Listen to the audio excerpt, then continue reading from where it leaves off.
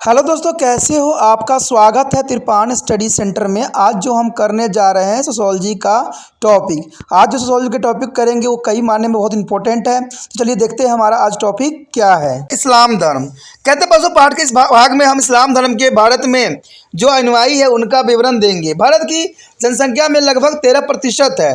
Indonesia को छोड़कर भारत में मुसलमानों की संख्या सबसे अधिक है। सलम अरबी का शब्द है, अर्थात शांति से रहना तथा सभी को रखना। इस अरबी जो है शब्द से इस्लाम बनता है। अंततः इस्लाम धर्म के अनुयायी को ईश्वर के कानून को मानना भी चाहिए और इस तरह भाईचारों की भावना भी रखना चाहिए। ये इनके जो है बातों में लिखी गई है। इस्लामों को परमात्मा ने अपने संदेश में यह भी कहा है कि किस भांति मनुष्य जाति का रहना चाहिए। इतिहास के सभी युगों में ईश्वर ने अपने संदेश में कहा है कि उन्हें मिलजुल कर रहना चाहिए। कहते अदीम का पहला पैगंबर वही था, वह मनुष्य भी था। पैगंबरों के परंपरा मोहम्मद भी था। इसका उल्लेख 6वीं शताब्दी में मिलता है। कुछ पैगंबरों ने ईश्वर के संदेश को धार्मिक ग्रंथों को जैसे रूप में प्राप्त किया था और यह धार्मिक ग्रंथ को अंतिम या कुरान है। मुसलमानों के लिए यह पुस्तक जो है आदरणीय सदैव रहा है। अब तक के सभी युगों में जो है इस्लाम का बुनियादी सिद्धांत एक ही रहा है, इसमें कोई बदलाव नहीं आया है। 17वीं शताब्दी में आरंभ में इस संदेश को व्यक्तिगत किया गया था कि इस्लाम की 3 बुनियादी अवधारणाएं होंगी। एक, कहते ईश्वर एक ही है और अल्प वाहिद है। पैगंबर की अवधारणा अल रिसाल है और आज के जीवन के बाद को जीवन जो है अल खरिहार है। इस्लाम की धारणाओं को इस विचार में रखा जा सकता है, कोई देवी देवता नहीं है लेकिन परमात्मा अवश्य है, अर्थात ईश्वर एक है और वह केवल एक ही है। कुरान का जो है ईश्वर पारदर्शी है, शक्तिशाली और दयालु है। इस्लाम धर्म के 5 तत्व है। जो है ईमान मतलब हुआ ईश्वर में विश्वास। यह जो ईमान पुस्तकों में अभिव्यक्त है, संदेश में प्राप्त है और यह अंतिम दिन इसको बताया जाता है जब तक जो है समाप्त हो जाएगा। इन तत्वों के आधार पर जो है 5 व्यवहारिक तत्व जो है ईमान बने हैं। जो है ईमानों को जो है इस्लाम का खंभा कहा जाता है। इनके 5 तत्व इस भांति है। कहते हैं पहला तत्व यही है कि इस्लाम की मुख्य विचारधारा यह है कि वह एक ईश्वर और एक पैगंबर है, जो कुछ कहा है वह अंतिम ही माना जाएगा। उसके पश्चात दूसरा विचारधारा जो है काबा यानी मक्का को सामने 5 बार नमाज पढ़ना ईश्वर की उपासना है। ये 5 बार सूर्य से पहले, दोपहर बाद, सूरज के बाद तथा सोने से पहले, यानी 5 बार जो है नमाज पढ़ना ईश्वर की उपासना के समान माना गया है। गरीबों को ताकत देना यानी गरीबों के कल्याण के लिए सदैव प्रयत्न करना, यह भी इस्लाम में लिखी हुई है। उसके पश्चात है रमजान के दिनों में भूखे रहना। इसमें सूर्य उदय और सूर्य अस्त के बीच में भूखे रहना, पानी नहीं पीना, धूम्रपान नहीं करना, यौन संबंध नहीं रखना अनिवार्य है। तो ये सारे बातें जो है रमजान के अंतर्गत आता है। काबा में अपने जीवन काल में एक बार हज करना अनिवार्य बताया गया है। भारत में मुसलमान शहरों और गांव दोनों में ही मिलते हैं। कुछ आदिवासी समुदाय भी जैसे कि गुज्जर इस्लाम धर्म को मानते हैं। गांव में इन्हें जो है मुस्लिम जातियों की तरह भी जाना जाता है। मुसलमान सभी व्यवसायिक सेवाएं भी करते हैं। वे जुलाहे भी होते हैं, तेली भी होते हैं, चूड़ियाँ बेचते हैं और मिस्त्री भी होते हैं। एक तरह से उनका संबंध जो है संरक्षण और कामिन की तरह ही होता है। उनमें जजमानी व्यवस्था होती है। गांव में यह सब होते हुए भी निश्चित रूप से मुसलमान अपनी पृथक पहचान को सदैव रखते हैं। कहते हैं भारत के मुसलमान जो गांव में रहते हैं इस बात से उनमें चेतना है कि उनका धर्म इस्लाम है। उसमें चचेरे भाई बहनों में विवाह की प्रथा है। वो औरतों को उत्तराधिकारी के अधिकार देते हैं। उन्हें पर्दे में रहना भी पड़ता है। जहाँ कई मुसलमानों की बस्तियां हैं वहाँ मस्जिद अवश्य ही होते हैं।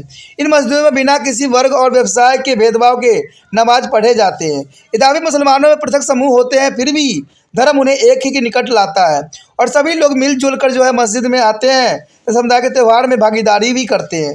हिंदू की तुलना में मुसलमान में विभिन्नता होने की भावना बहुत ही कम होती है। उसके पश्चात हमारे समक्ष जो है सिख धर्म। कहते हैं सिख धर्म की उत्पत्ति पाली भाषा के शब्द सिख और संस्कृति शब्द शिष्य से हुआ है। यानी देखा जाए तो सिख शब्द की उत्पत्ति जो है शब्द सिख और जो है पाली भाषा से हुई है और संस्कृत शब्द शिष्य से हुई है।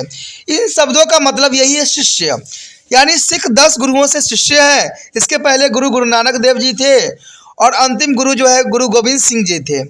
सिख वह है जो 10 गुरुओं के साथ गुरु ग्रंथ साहिब को मानता है। यह ग्रंथ जो है सिखों को पांचवें गुरु अर्जुन देव जी ने जो है 1604 ईस्वी में संकलित किया था। देखा जाए तो सिख हिंदू धर्म के वैष्णव संप्रदाय का भक्ति का परिणाम है। गुरु नानक भक्ति परंपराओं के प्रवक्ता थे। गुरु नानक देव जी का अगर देखा जाए तो तटबंदी लाहौर से 40 किलोमीटर दूर में एक गांव के राजस्व अधिकारी के पुत्र थे। उनका जन्म खत्री नामक जाति में हुआ था, जो अपने आप को क्षत्रिय भी कहते थे। कहते 29 वर्ष की उम्र में उन्हें एक रहस्यमय अनुभव हुआ और उसके आधार पर उन्होंने कहा कि कोई हिंदू नहीं है, कोई मुसलमान नहीं है। उन्हें अपने सभी अनुयायियों में भेदभाव को समाप्त कर दिया। नानक एक जगह से दूसरे जगह घूमते रहे और मनुष्य की समानता को संदेश देते रहे। पंजाब के गांव में नानक को इस संदेश के साथ याद किया जाता है कि हिंदुओं के लिए गुरु नानक सभी धर्मों के राजा हैं और सभी मुसलमानों के लिए संत हैं। नानक ने हिंदुओं का अधिकांश परंपरागत विश्वासों को स्वीकार किया है, लेकिन उन्होंने अस्तित्वता की निंदा किया है, यानी अदृश्यता को सदैव निंदा किया। उनके विचार में ईश्वर पिता है, प्रेमी है, आचार्य है और सभी तरह के उपहार को देने वाला है। ईश्वर का कोई स्वरूप नहीं है, वो निराकार है और निर्गुण है। उसे कई नामों से जाना जाता है, जैसे कि रब, रहीम, गोविंद, मुरारी और हरि। नानक ने पहले ईश्वर को जो है कुमकगड़ा नाम से जाना और बाद में इसी ईश्वर को सत्य करत्रार अर्थात सत्य निर्माता या सत्य नाम से पुकारा। सिख धर्म में परमात्मा का प्रतीक ओम है। यानी देखा जाए तो व्यवहारिक स्तर पर समानता लाने के लिए गुरु नानक ने स्वतंत्र जो है समुदाय के रसोई अथवा लंगर की स्थापना किया, जिसमें बिना किसी जाति और धर्म के भेदभाव के लोग एक ही पंगत में बैठकर खाते हैं। कहते हैं लंगर सिख धर्म का केंद्रीय आधार है और देखा जाए तो नानक की आधार्मिक व्यवस्था में लंगर मुख्य है। गुरु के बिना किसी को भी मोक्ष नहीं मिल सकती है। गुरु वो है जिसका सब आदर करते हैं। कहते दादा जिसकी सलाह को मानते हैं, लेकिन गुरु की प्रतिष्ठा का यह अर्थ नहीं है कि इसकी पूजा होनी चाहिए। वो ईश्वर का अवतार नहीं है। नानक ने अपने आप को ईश्वर का गुलाम माना है। नानक का आरंभ जो है होकर 9 अन्य गुरु भी हैं।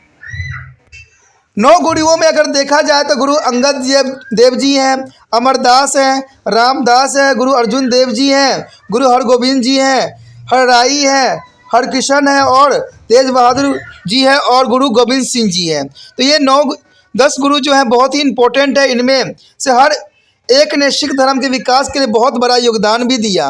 नानक ने बड़ी दृढ़ता के साथ तपस्या को अस्वीकार कर दिया।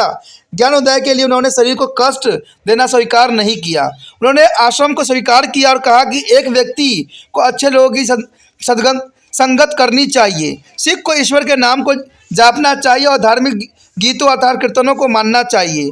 आश्रम और संगत के व्यक्तियों को मोक्ष मिल सकता है। कहते हैं भारत की कुल जनसंख्या में 2% जो है भाग सिखों का ही है।